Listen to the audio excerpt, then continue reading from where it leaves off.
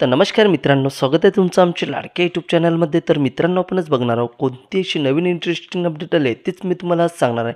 मित्रांनो, अखेर वेदाने लावली मायाची वाट. तर अथर्व बसणार मीरासोबत पूजेला.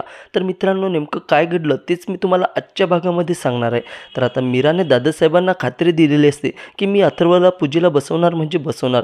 त्यामुळे दादासाहेबांना फार काळजी वाटत असते की मीरा हे सर्व कसं मॅनेज करणार, ती अथर्वला कसं मनवणार, काहीच कळत नाही आहे. आता सर्व फॅमिली तयार होतात आणि बाहेर येतात. तर इकडं मीरा आता अथर्वच्या रूममध्ये येते.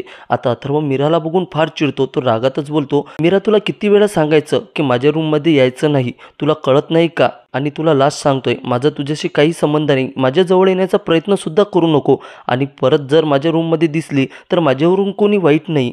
आता मात्र मीरा शांततेत अथर्वला समजवण्याचा प्रयत्न करते. ती बोलत असते, मी तुमचा जास्त वेळ घेणार नाही, फक्त एकदा माझं ऐकून तर घ्या. तेव्हा मात्र अथर्व आता रागात उठतो आणि मीराजवळ जातो आणि बोलू लागतो, मला तुला 1 मिनिटसुद्धा द्यायचं नाही आहे, मला तुझ्याशी बोलायचंच नाही आहे. तेव्हा मात्र मीरा बोलते, ठीक आहे, बोलू नका, पण बघू तर शकशाल ना? आता मात्र वेदाने काढलेलं चित्र आता मीरा अथर्वच्या हातात देते. आता मात्र अथर्व ते बघून पूर्णपणे शॉकच होतो, कारण त्यावर लिहिलेलं असतं, माया खूप वाईट बाई आहे, ती माझ्या जीवावर उठली आहे. आणि तितकंच नाही तर वेदाने आता तिच्यात चित्र काढलेलं असतं की एक मुलगी आता एका आगीमध्ये आहे. हे पाहून तर अथर्व पूर्णपणे कोमातच गेलेला असतो, त्याला काहीच सुचत नसतं. तर इकडे मात्र संपूर्ण फॅमिली बाहेर येऊन आता जमा झालेले असतात. तेवढ्यातच मीरासुद्धा पूजेचं ताट घेऊन आता तुळशीजवळ येते. तेव्हा मंजिरी बोलते, दादासाहेब तुम्ही म्हणालात म्हणून आम्ही इथं आलोत, पण अथर्व इथं येईल का आणि पूजा होईल का असं तर मला काही वाटत नाही. आता अथर्वची सर्व वाट बघत असतात. तितक्यात गुरुजी सुद्धा येतात. इकडं अथर्व पूर्णपणे शॉक झालेला असतो.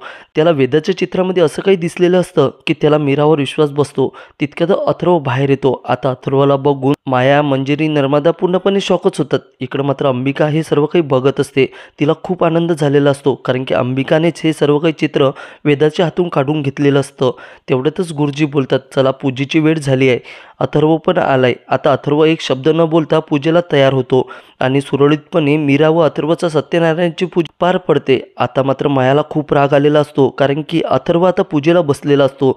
इकडं मात्र अथर्व सुद्धा आता मीराच्या बाजूने असल्यामुळे तिला खूप भयानक राग आलेला असतो. ती खूप मोठासा डाव रचते की आता अथर्व आणि मीराला कसंही करून संपवायचं आहे. मित्रांनो, मीरा आणि अथर्वची जोडी तुम्हाला आवडते का? आम्हाला कमेंटद्वारे नक्की कळवा. व्हिडिओ आवडल्यास लाईक आणि सबस्क्राईब करायला विसरू नका. तर मित्रांनो, भेटूया पुढच्या व्हिडिओमध्ये. तोपर्यंत जय हिंद, बाय बाय मित्रांनो.